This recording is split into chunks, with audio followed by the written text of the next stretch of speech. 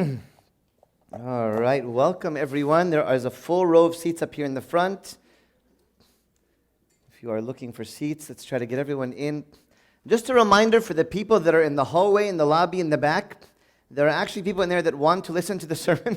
There's actually people in the back that are with their kids, but they want to listen to the sermon. So please don't talk in the back if you're in the hallway. If you feel like you are distracted, then you can, go upstairs. But there's people in the back with the overflow that are trying to listen to the sermon. They said there's a lot of talking back there. So I'll just make sure that we're not distracting others. All right. In the name of the Father, and the Son, and the Holy Spirit, one God, amen. Welcome back, everyone, to Light and Life. Nice to have all of you back as we continue our series called Act Like Men. And I gave an introduction last week. This is not just, telling, especially in today's generation, like that's, so offensive. Like, what about the woman? This is coming from a verse in 1 Corinthians chapter 16. We're going to read it together. Verse 13. But we're going to read a translation that is very similar to the Greek. So 1 Corinthians chapter 16.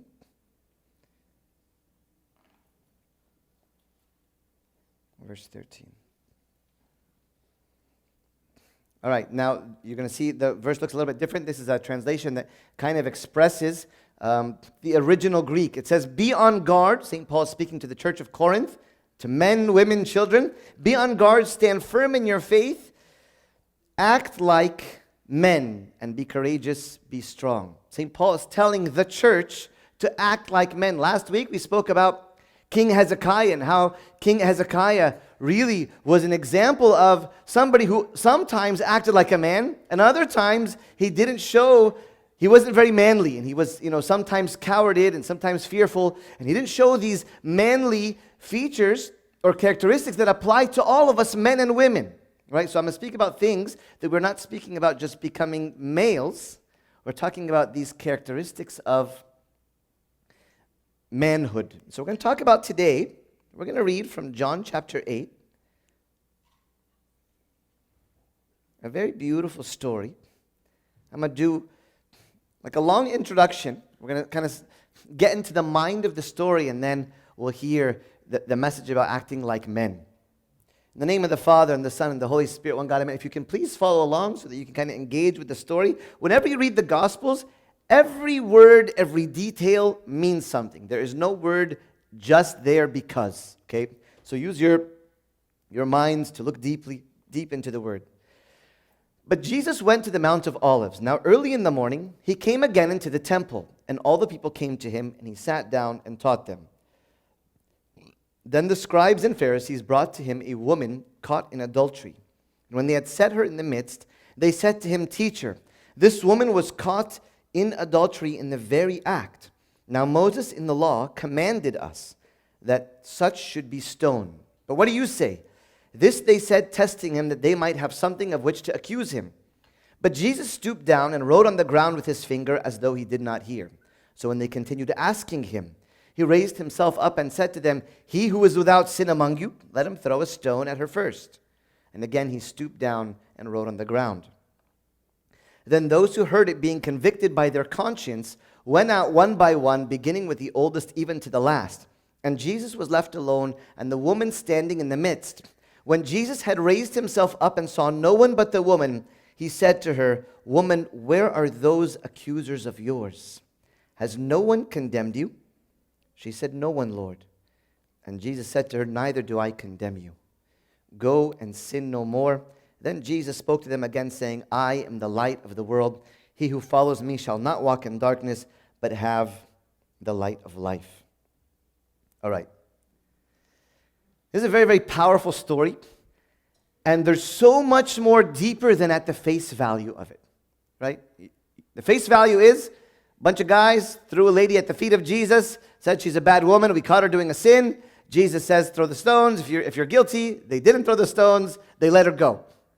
There's so much more in this story behind the scenes as we reflect on this beautiful interaction with Christ. I want you to imagine when someone is caught lying, when you're caught lying, right? That you know that you lied and the people in front of you know that you lied and they're confronting and say, you lied to us. Usually in moments like that, you kind of just want the earth to open up and swallow you at that moment. And you know the shame that you feel when you've been confronted about just lying? Like everybody's pointing out, this person lied and they lied to us and they weren't telling the truth. And it's so like shameful and embarrassing. You see, this sin is way more than that. I want you to imagine the culture that this woman is in. The aggressive culture that is attacking her, that does not have any mercy on such a shameful sin. Can you imagine that this person is thrown and crowds, multitudes of people are gathered around at the same time? I want you to understand, most women that go down this sinful path of adultery, there's more to the story than just some lady that one day woke up and said, you know what, I'm going to go live a sinful life. We used to live in Kenya, and when we lived in Africa, when we would serve like the very, very distant poor villages, there are women that picked up being prostitutes, not because they love sin, not because they love pleasure and they're looking for like a night of fun and intimacy and love. These women would become prostitutes because that's the only way that they could feed their children.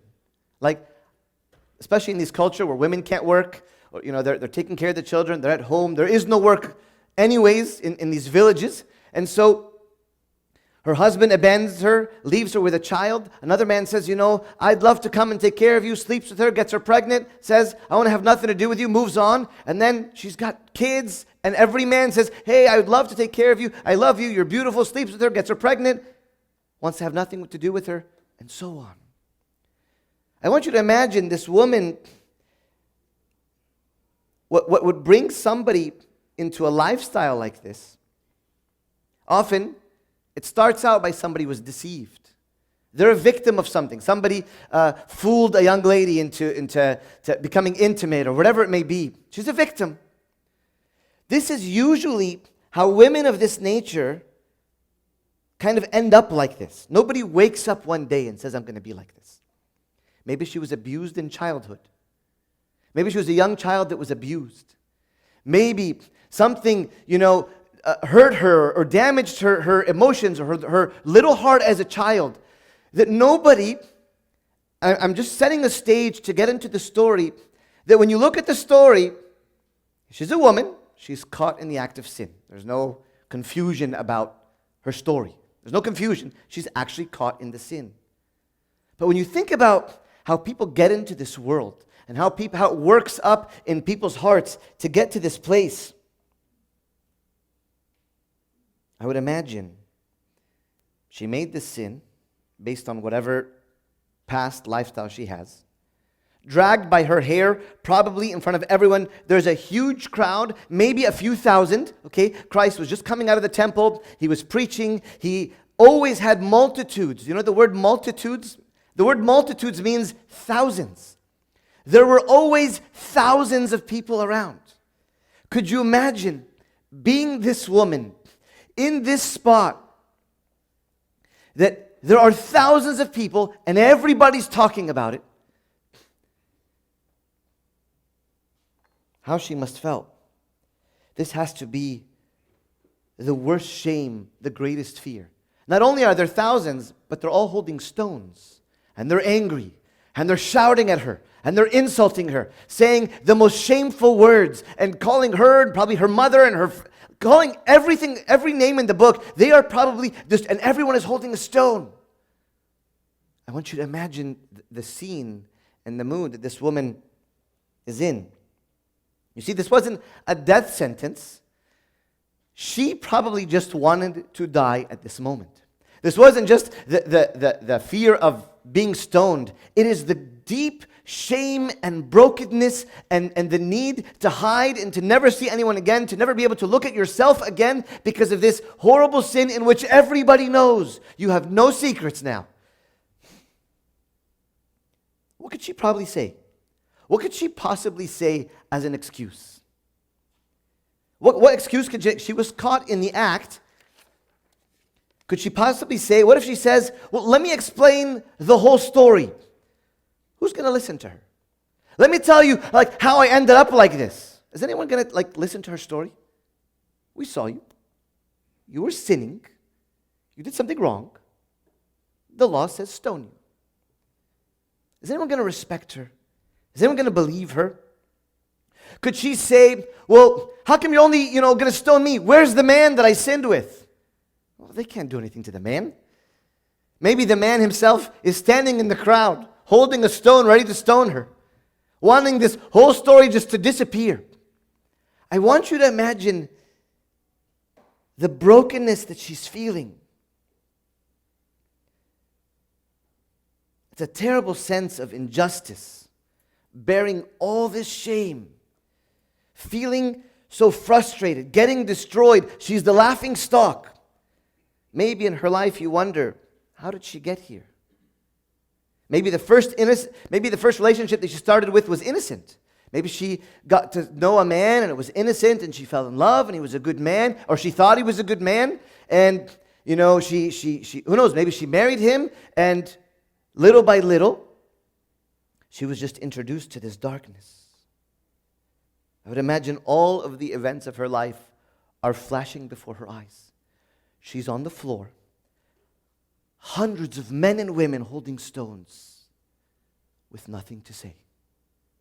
There's nothing to say. What do you say? But, just lady, be quiet. All right.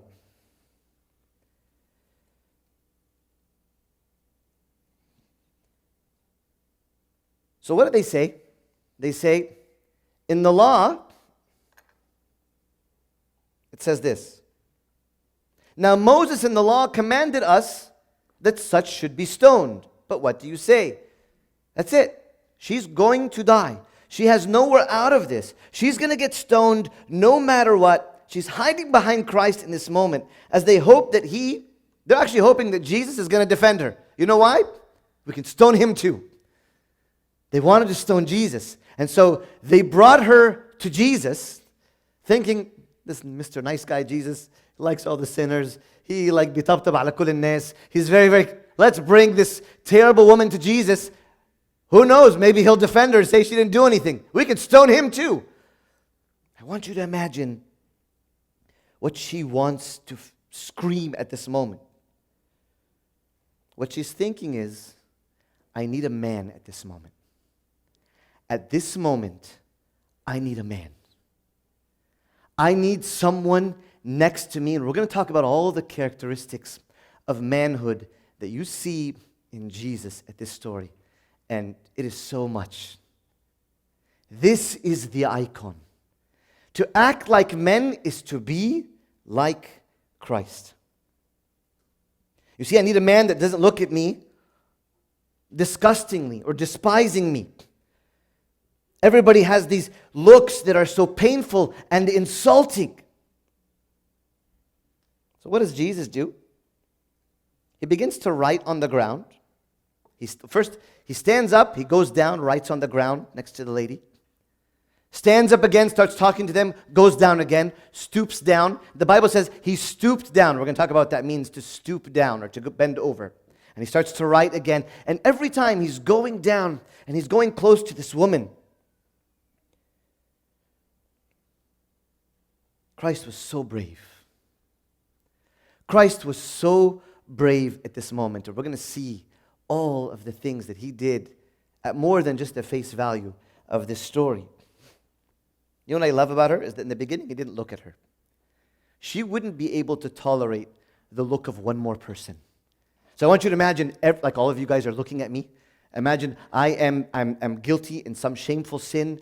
Everybody in this room wants to kill me. Everybody in this room hates me. Everybody in this room is holding a stone, okay?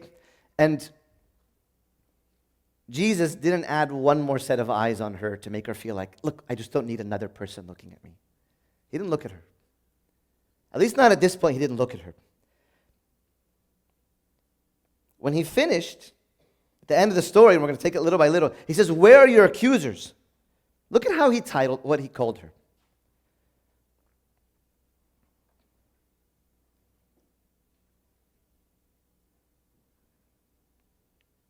Look in verse 10 right here. When Jesus had raised himself up and saw no one but the woman, he said to her, woman, where are those accusers of yours? He calls her woman. Where else do we see Jesus using the word woman? He used to call St. Mary woman. Look at the respect. This woman is filthy. This woman is disgusting. This woman is a sinner. This woman is coming from like the worst situation. And Jesus says, woman. The same words that he, like lady. The same words that he calls his mother. Look at the respect. Look at how Christ is looking at this person and how Christ would look at you in the same situation. And he's calling her woman. Oh my gosh. I wonder if people heard that, what they were thinking. All right, here we go. Here we go with the nice guy Jesus thing. He's going to say she's innocent. He's going to say you saw somebody else. It was the wrong person. No. So respectful. Who are you saying this to? Who are you saying woman to? The sinner, adulterous woman? Every woman needs respect. You see, he doesn't look at her with disgust, but he looks at her with respect. This is a message to everyone in the room.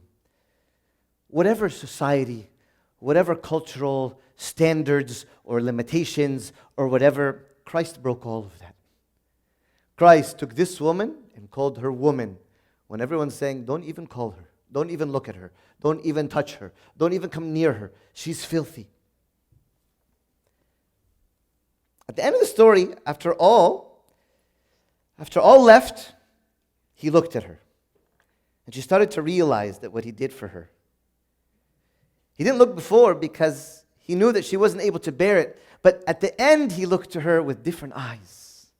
That now she can bear the look after all the people that were going to stone her had left. Woman, where are you, the accusers of yours? Has no one condemned you? She said, no one, Lord. Don't think I'm looking at you as if you are bad. I'm not looking at you as if you're a bad lady. Where are your accusers? Has no one condemned you? No one, Lord. And Jesus said to her, neither do I condemn you. Lord, what is this? Who is this man? That's why we tell non-believers to read the Gospels. We read it like it's the stories that we've heard, and so we read, okay, that's cool story. Anyone else coming from the street or the world or the Middle East or whatever culture, they read this, they don't get it. What is this man doing? Be careful how you read the scriptures. It says he stooped down. What does it mean that Jesus... I want you to understand that when John writes very divine and holy things. So it says when Jesus stooped down or he bent over to come and to be close to her, this is pointing to the incarnation. That God came down to us adulterous people, to us sinful, filthy, disgusting. He stooped down to be close to her, to bear her pain and her suffering. This points to the cross and suffering. He stooped down and came so close to her. It wasn't a fearful approach. It was a warm, I'm coming here for you. I am here for you. I need a man. This woman is thinking, I need a man. And she found the greatest man that ever lived. You have to imagine, she's like a terrified little child, shivering, scared, he wants to be so close to her. This closeness, what do you think the closeness accomplished? When all of a sudden, there's thousands of people holding stones, and Jesus comes very close to her. What did he provide in that moment? Security. Like, don't worry, I'm here with you. And this is to set the stage for all of you in your dealing with God. God stooped down. He stooped down to give you a sense of security. But what do you mean security? Like I'm a sinner. Like you don't know what I do. You don't know my sins and my habits and my addictions and my secret life. You don't know these things. God stooped down next to her.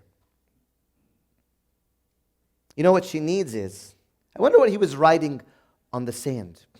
You see, there's a crowd standing, and he's next to this woman, probably at a stone's throw distance, and he's writing on the ground. Who is he writing for? Who do you think he's writing on the ground for? What do you guys think? He's writing something on the floor. What do you think he's writing? I don't think he's writing to the people that are far away. They can't see what he's writing.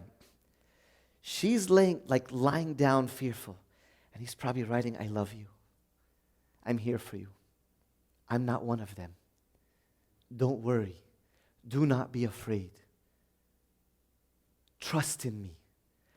I would have loved some commentator to write what in the world he wrote on that sand. What is it that he was trying to tell this woman in the most terrifying moment that he's writing on the sand right in front of her? And I'm sure she's not looking up, and she's looking at the sand, and he's writing a love letter to her. This is the Christ that you and I need to encounter, that maybe you've never met. Maybe you think you know him, and you kind of go through the motions in your walk with, you don't know. This is the man. This is the man. She needs a man that's not going to follow the crowds. Right? There's hundreds of people. All it takes is a few people to say, hey, you know this is what this lady was doing? She was in this house. You know that house down the street? Take a right. You know that house with the funny guy in there? That's where she was. And everybody say, oh my gosh, she was there. And, 1 second. You know how we are as 1 second. People know that the city next door. Like everybody knows. Okay? You see, everyone's coming saying she's guilty. She's a criminal, so let's stone her. Few people, maybe there, have mercy. They just sit and watch. Everyone else gets sucked in by everyone and wants to just fight. I wonder, how beautiful is it that Jesus sees it from a different story? Before he takes a judgment on this, he's saying, what if there's a different perspective? There's an injustice here, maybe. But by the way, Jesus, she was caught in the act. Like, we have evidence. There's several witnesses. He's not saying, I didn't say she didn't sin. I'm not saying she's innocent, because if he said that, Christ would have been a liar. She was guilty. Everyone accusing, blaming, judging, looking at her from head to toe. But Jesus didn't follow the crowd. He went and knelt by her. Okay? And he says, whoever has no sin, let him cast the first stone. I need a man that is going to stand up for me. And this was Christ. So we're talking about manhood, and becoming and acting like men. Christ was a man. So another character is that he stood up. I want you to turn you guys back to on Bright Saturday, Apocalypse Saturday night, when we read the story of Susanna. Do you guys know the story of Susanna? Susanna was a rich woman, a Jewish woman in the time of captivity. All the Jews were living in Babylon. Okay, they were not in Jerusalem. They were living in Babylon. She was rich. They had land. She had servants. She, one day, was walking in her garden, and these two elders saw her from afar, and they desired her, and they wanted to lay with her. They wanted to rape her. They wanted to hurt her in some way. So they waited till the area was clear. She was by herself. I don't know, maybe she was bathing. They approach her, and they say, hey, lady, lie with us. Of course, this lady would never sin with them. She's a good woman. She was an honest, virtuous Jewish woman. And they said, hey, if you scream, we're two witnesses. We're going to blame you, and you're going to be guilty in front of everybody. So as they approach her, she screams. People come in, and they blame her and say, this woman lied with us. This woman is a sinner. She's a sinful woman. This woman is like seducing us. So what happens? Everybody says, all right. Even Susanna's husband is watching, doesn't know what to say. Like, there's witnesses. There's two men elders here. Like, they know exactly what happened. Like, she's guilty. So they come, they want to judge her. And Daniel, young man at the time, this is before he became high in the government, he said, I'm not going to have anything to do with this. I'm innocent of the blood of this woman. And they say, why? Do you have any proof? Do you know that she's like innocent? Do you have any?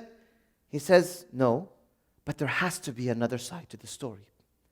So he says, let me sit with these two men. So he takes each one separately. He says, which tree did you lie with her under? And they said, the tree in the left side of the garden.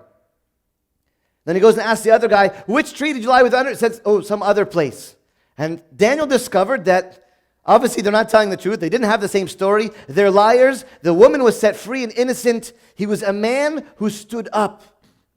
This is almost the story of Christ. That he's looking and he's saying there has to be something else in the story. What is the background? What do you do when you hear some rumor? We all hear rumors in our church. Do you know why they got a divorce? Because. Do you know why they did this? Of course we know why we know why they got to this point. You know everything? You know the whole story? How many of you are like this? Be careful. You people that are like this, you're in the story. You're not the sinner woman, and you're not Jesus. You're all the people we hate in the story. Right? You and me are the people that we hate in this story. You see how she dresses on Sunday? Of course, that's of course. Do you know her story? Do you know where she came from? Do you know how her parents treated her? Do you know what kind of environment she grew up in? Do you know what it's like to be in that? Do you know how much she suffered? Do you know what brought her to this place? Jesus sees a whole nother side to the story. He's not following the crowd. That's a man. Doesn't follow the whole crowd. Doesn't listen to what everyone else is saying. Come on, like 900 people said the story. We know that she's guilty. And you're right, she was guilty. But there's something else in the story. And that was Jesus. That was Jesus. I need a man that testifies to truth and doesn't follow the crowd. Next thing, I need a man that understands me and knows what I cannot even say. Men, sometimes our wives, they don't know how to express their feelings. They want to tell you something, and we look at them cross-eyed like, I don't understand why you're crying. And what she wants in that moment, I wish I had a man that understood me.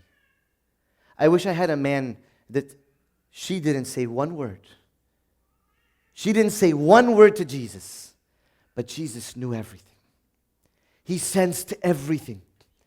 What she couldn't say, he understood the struggle within her just from her eyes. She longs for her husband to understand, the woman, she longs for her husband to understand her feelings, even if she can't speak. You see, Christ heard from her what she couldn't express with her own words. This is the Christ man. This is the God man. I'm trying to reintroduce you to Christ. He is the man. You say, Abuna, you're going to come to me like I'm a 50-year-old man. You're going to come tell me about Jesus? Yeah. You don't know this Jesus.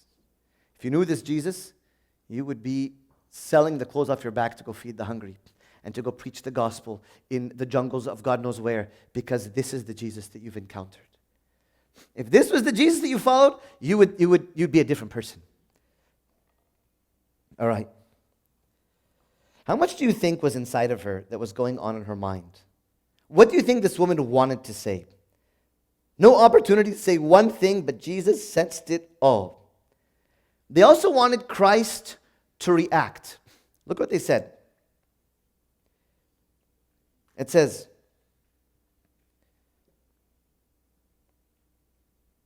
look at verse 7.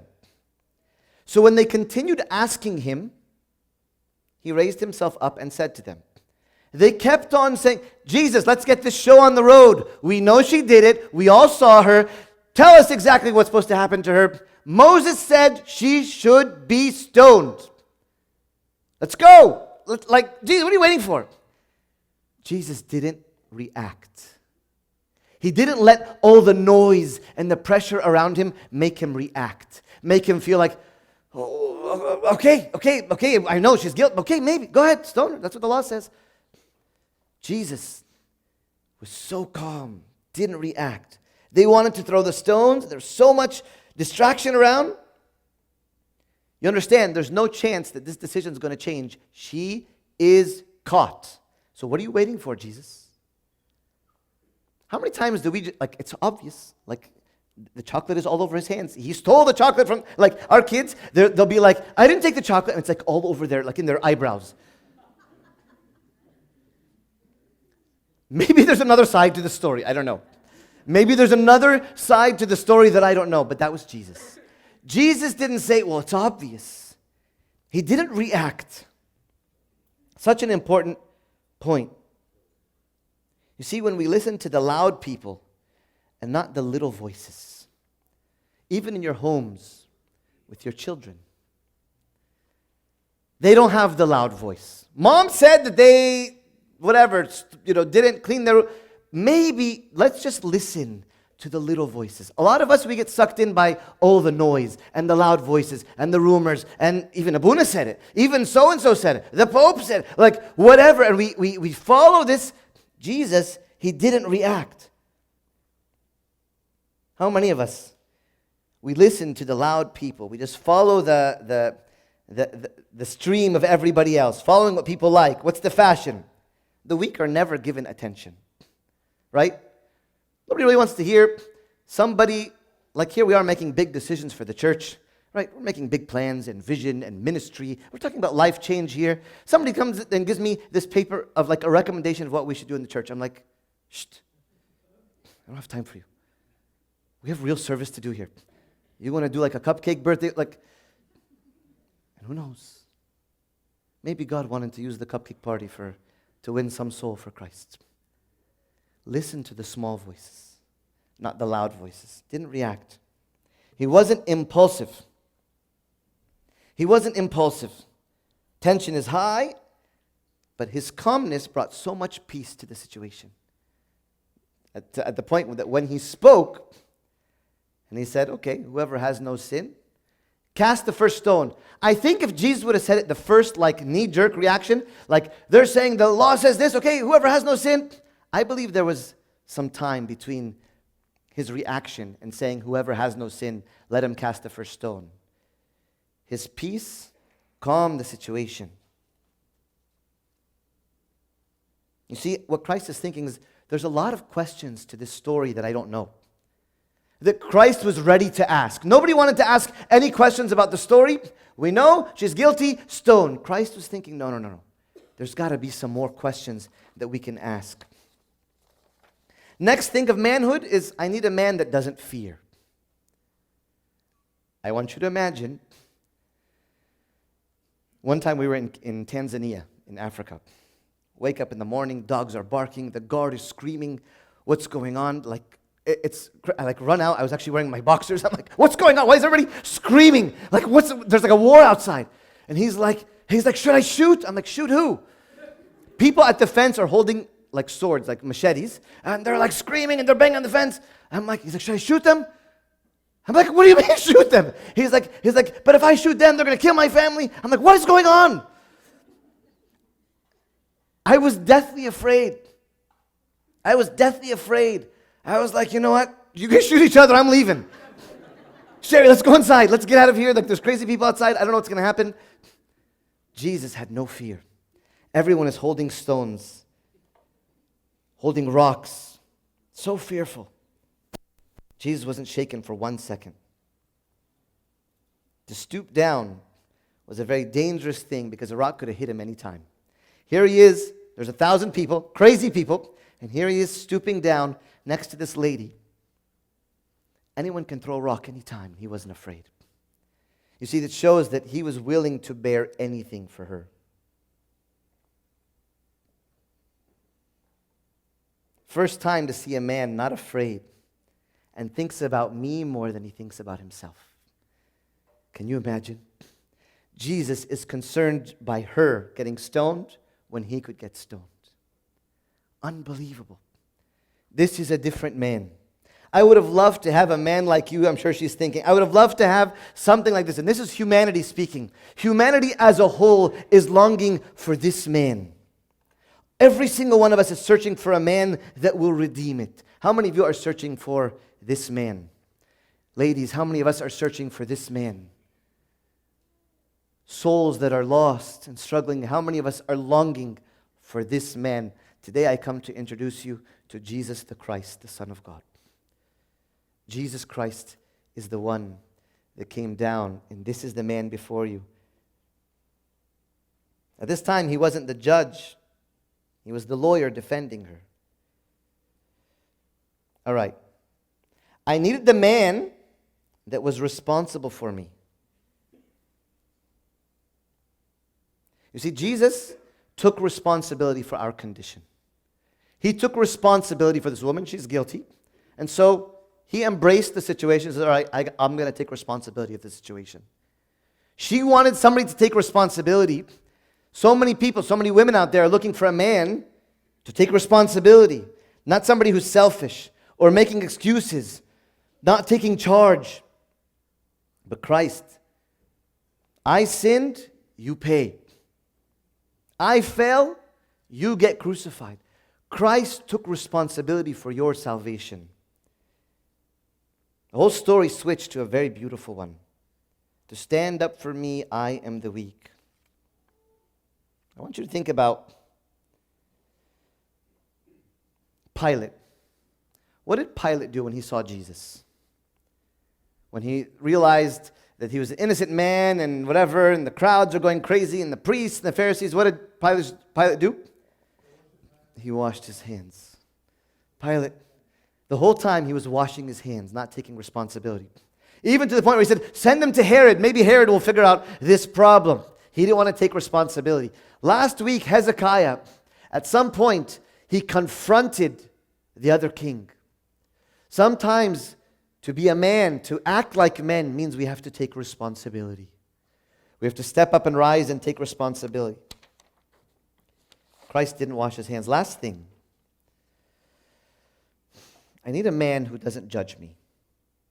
Everyone is judging the other and pointing fingers and blaming. Jesus didn't judge her. He says, where are your accusers? Neither do I condemn you. I'm not here to judge you. How many of you are looking for someone, a man, to be there, to love you, and to not judge you? I tell this to people before they come confess. I see it like they're anxious and their knees are bouncing and they don't. I'm like, look. This is the no judge zone. Say whatever you want. I'm not going to judge you. Whatever's going on in your mind, your heart, you could be some saint out there. We're all weak. Get it off your chest. Start fresh with Christ. I'm looking for a man that will not judge me. And then Jesus says something at the end. He says, go and sin no more. Really, Jesus? Go and sin no more? This woman, who's an adulterous woman, God knows how long she's been in this life. Just kid her, go and sin no more, just like that easy. Send her off and she's not going to sin again. What do you guys think? She's going to sin or no? She's saying, go and sin no more. There's no way she can stop. Well, there's no way until you meet a person like Jesus. You see, she met the real Jesus. She encountered the real Christ. She went home a different person. Somebody tells me adultery, somebody tells me pleasure, somebody tells me money. That is nothing compared to the God-man that I just met, who just redeemed me and saved me. Today, Christ was telling her, you have a new beginning. I've shown you all the love that you need to know. I've shown you the real man. Go and sin no more. And she went on. And a new life changed totally. We are called to act like men. But here you have the greatest example of a man. May the Lord grant us, through His Spirit, to make us like Him. To not fear, to take responsibility, to not follow the crowds, to not be impulsive, to not judge. All of these things that He did in a very, very difficult situation shows that He is the most glorious Lord. May He be glorified in our life, and may we become men and women, may we become men like Christ. And glory be to God forever. Amen. Let's stand.